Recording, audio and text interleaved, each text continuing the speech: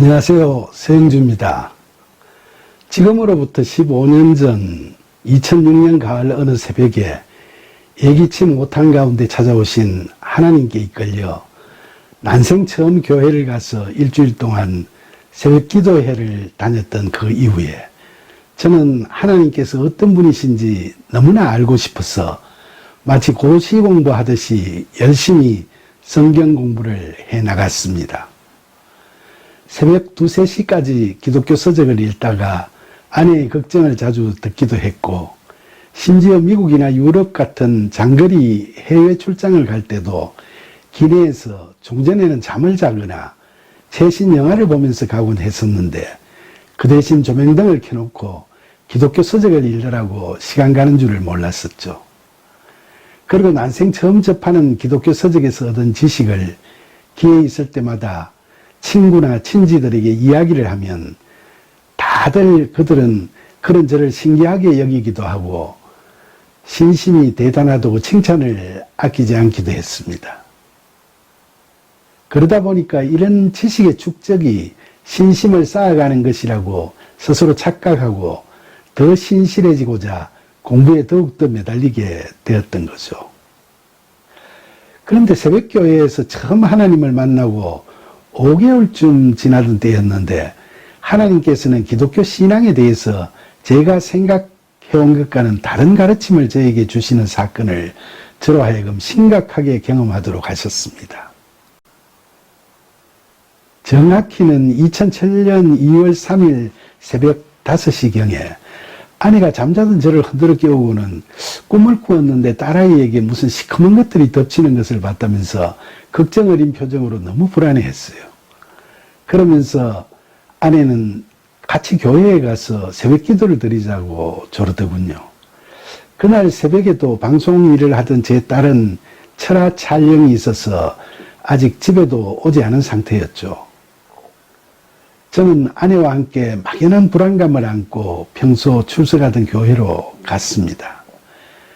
당시 저는 독학으로 성경 지식은 열심히 쌓아가고 있었지만 바쁜 스케줄 때문에 딸아이가 저희들을 챙기기 어려워지면서 일요일에 다른 약속이 있는 날은 마음의 부담도 별로 느끼지 않고 주일 예배를 빠지곤 했었죠. 그래서 교회로 가는 차 안에서 문득 주일 예배마저도 그처럼 소홀히 하는 저의 영적 태만을 하나님께서 안타깝게 보시고 이렇게라도 해서 교회에 오라고 걷기하는 아내에게 그런 꿈까지도 꾸게 하셨나 하는 생각이 들기도 했습니다. 이런저런 생각을 하면서 찾아간 교회 새벽 기도실에서 저는 생생하고도 간절한 기도의 현장을 보게 됐습니다. 특별 새벽 기도를 드리는 기간도 아닌데 이런 새벽부터 많은 사람들이 와서 나름대로 절실한 기도들을 드리고 있었죠.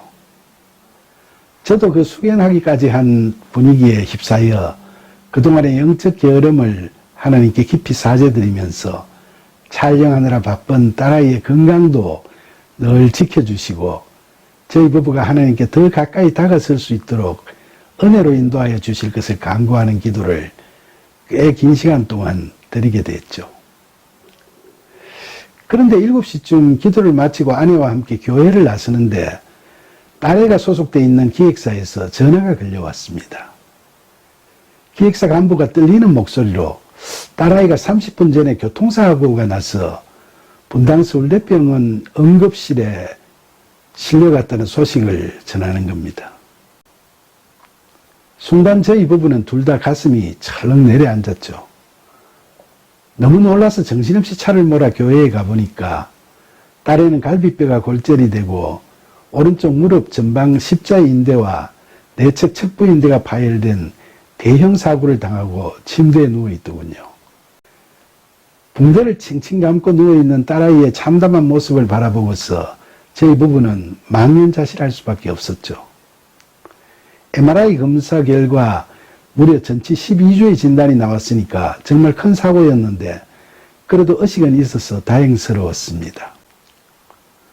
놀란 가슴을 쓸어내리며 자초지종을 물어보니까 저희 부부가 기도하고 있던 그 시간에 집으로 돌아오면서 운전기사가 깜빡 조는 바람에 왕복 8차선 도로에서 자동차가 과속으로 인도 쪽으로 돌진해서 큰 바위로 만들어진 지역 표지석 옆에 모래상자에 충돌하고 말았던 거였습니다. 딸애는 뒷자리에서 졸고 있었는데 모래 주머니에 충돌을 했으니까 다행이었지. 운전기사가 졸음으로 핸들을 놓친 상태에서 가속으로 달리던 차가 만약 지역 표지석 큰 바위에 부닥쳤거나 인도로 올라가면서 뒤집혀졌더라면 어떻게 되었을까 하고 생각하는 순간에 등골이 오싹해지더군요. 하나님의 보호하심에 대한 감사기도가 저절로 나왔지만 그래도 응급실에서 온몸에 붕대를 감고 누워있는 애를 처음 봤을 때는 하나님께서 보호해 주시는 김에 아예 사고가 나지 않도록 도와주셨으면 좋았을 텐데 하는 아쉬움을 지울 수가 없었습니다. 오늘 새벽에 제가 나름대로 반성을 하면서 새벽 기도를 열심히 드렸으니까 그 덕분에 딸아이가 큰 교통사고가 날 뻔하다가 경미한 사고로 그쳤거나 다행히 사고를 면했다는 식으로 해피엔딩의 이야기를 만들어 주셨으면 그것만으로도 앞으로 예배를 잘 드리라는 경고도 되고 훈육도 되었을 것인데 왜 굳이 이렇게 큰 사고를 당하게 하셨을까 하는 생각을 하니까 안타깝기도 하고 하나님이 좀 가혹하신 것 같아서 원망스럽기도 했습니다. 특히 저의 신앙의 소홀함을 책망하시려고 아무 죄도 없이 밤새도록 촬영하느라고 고생하는 딸을 꼭 이렇게까지 하실 필요가 있었을까 하고 생각하니까 하나님이 더욱 원망스러워졌죠. 하나님께서 아브라함에게 100세의 나이에 어렵게 얻은 금지 오겹인 이삭을 번제물로 바치라고 하셔서 아브라함이 하는 수 없이 칼을 들고 아들을 죽이려고 했던 거나 신실하기 그지없던 욥의 신앙을 시험하기 위해서 사탄에게 맡겨 그의 가족과 재산을 모두 잃게 하고 가전 고생을 시키는 것을 성경에서 보면서 하나님께서는 우리의 신앙을 시험하시기 위해서는 상상을 초월하는 엄청난 부담을 우리에게 지우기도 하시는구나 라고 평소 막연히 생각은 했었죠. 하지만 실제로 저에게는 눈에 넣어도 아프지 않을 사랑하는 제 딸애를 굳이 이렇게 엄청난 사고를 당하게 해서 그것도 저희 부부가 간절히 새벽 기도를 드리던 그 시간에 이렇게 온몸을 만신창이가 되도록 하셔야만 저의 신앙이 바로 설 것이라고 생각하셨는가 하고 생각하니까 하나님께서 너무 가혹하시구나 하는 섭섭한 마음을 떨쳐버릴 수 없었던 거죠. 그러나 다음날 저희 부부는 병원 교회에 가서 딸아이의 빠른 쾌유를 간절히 기도하는 주일 예배를 드리게 됐는데 그날 그곳에서 하나님을 사랑하는 자, 곧 그의 뜻대로 부르심을 입은 자들에게는 모든 것이 합력하여 선을 이루느니라 라는 로마서 8장 28절에 사도 바울의 말씀을 주제로 한 목사님의 설교를 들으면서 저는 이 사고와 관련된 하나님의 뜻을 헤아릴 수 있는 큰 은혜를 받게 됐습니다. 사고가 난 것은 나쁜 일이었지만 하나님께서는 그 사고를 통해서 하나님께서 저희와 늘 함께 하신다는 사실을 저희들로 하여금 알게 하시고 아픈 마음에서 하나님을 더욱 절실히 찾음으로써 평강을 얻게 하시는데 그 사고가 선한 요인으로 작용하게 하셨다는 것을 깨닫게 해주셨던 거죠. 사고 자체만을 생각하고 원망하거나 아쉬워하는 마음이 사라져버리고 하나님께서 저와 함께 하시는 한 저에게 닥치는 모든 상황들이 좋든 나쁘든 모든 것이 다 합력하여 종국에는 선을 이룬다는 그 말씀대로 될 것이라는 확신을 저에게 주신 겁니다. 그리고 나서 마음을 추스리고 곰곰이 생각해 보니까 이 사고는 저희 가족에게 있어서는 단순한 교통사고가 아니라는 생각이 들더군요.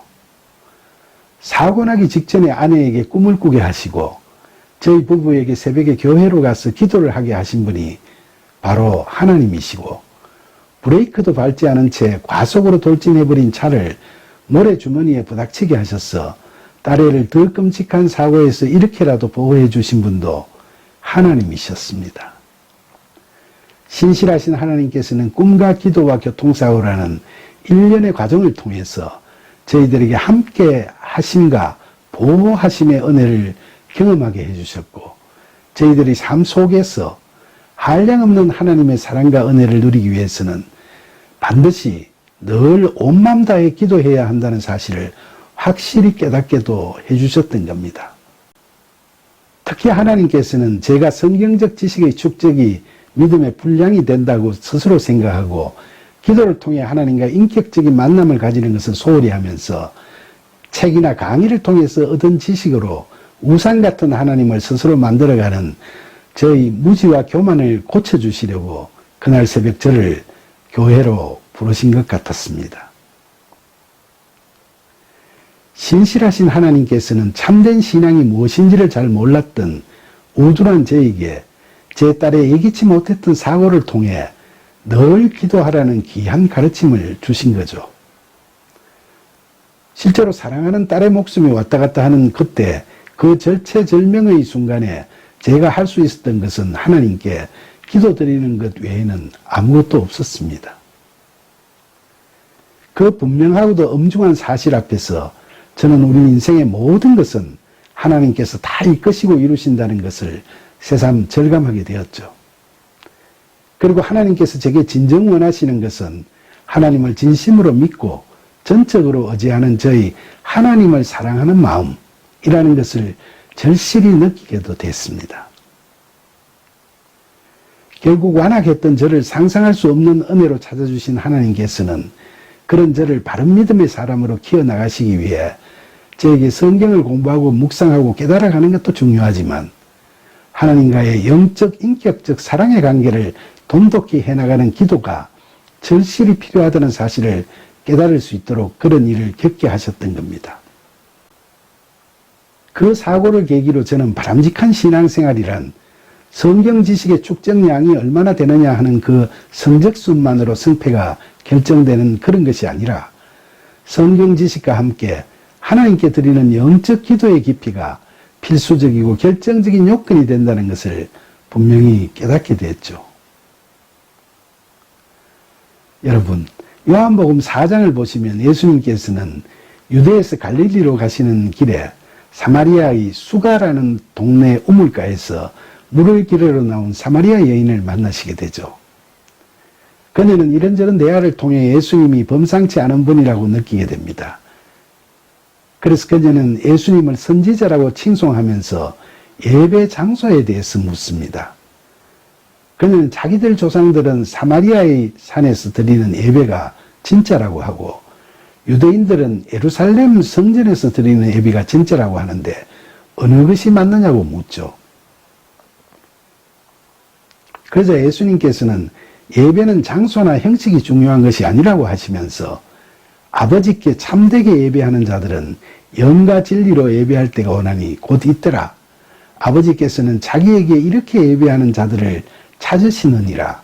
하나님은 영이시니 예배하는 자가 영과 진리로 예배할지니라 라고 요한복음 4장 23절과 24절에서 말씀하셨습니다. 이 이야기는 우리에게 참된 그리스도인들의 삶은 하나님을 향한 영적 기도와 하나님의 말씀, 즉 진리에 대한 바른 깨달음이라는 양수레바퀴를 견실하게 갖춘 참된 예배의 마차를 타고 나아가는 신앙의 여정임을 깨닫게 해주고 있습니다.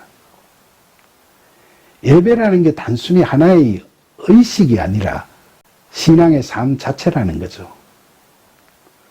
저는 참된 신앙이 무엇인지도 모르고 기도를 게을리하던 저를 훈육하시려는 하나님의 도구로 제가 사랑하는 딸이 서임을 받아서 끔찍한 교통사고로 심대한 고통까지 겪었다고 생각하면 사고 당시는 물론이고 지금도 깊은 자책감과 함께 딸에 대한 미안한 마음을 가눌 수가 없습니다. 그러나 신앙생활에서 기도의 중요성을 절대로 망각하지 않도록 제 마음속에 깊이 각인시켜준 딸의 이 교통사고 때문에 그 후로 저는 늘 기도를 통해 하나님과의 인격적인 만남을 가질 수 있게 됐습니다. 그리고 큰 사고 가운데서도 정말 다행스러웠던 것은 딸아이의 상처가 병원 측에서도 놀랄 정도로 치유가 빨라서 얼마 지나지 않아 방송 일에 복귀할 수 있게 회복이 됐다는 겁니다. 저희 영적 태만과 불균형한 신앙생활을 고치려고 하신 하나님의 뜻을 제가 깨닫자마자 아무 잘못도 없이 도구되었던 딸아이를 하나님께서는 속히 회복시켜 주신 거죠. 그럼에도 불구하고 저는 이 사건으로 말미암아 맨 처음 저희 부부를 하나님께로 이끌어준 고마운 딸아이에게 또다시 마음에 큰 빚을 진 자가 되어버렸습니다. 감사합니다.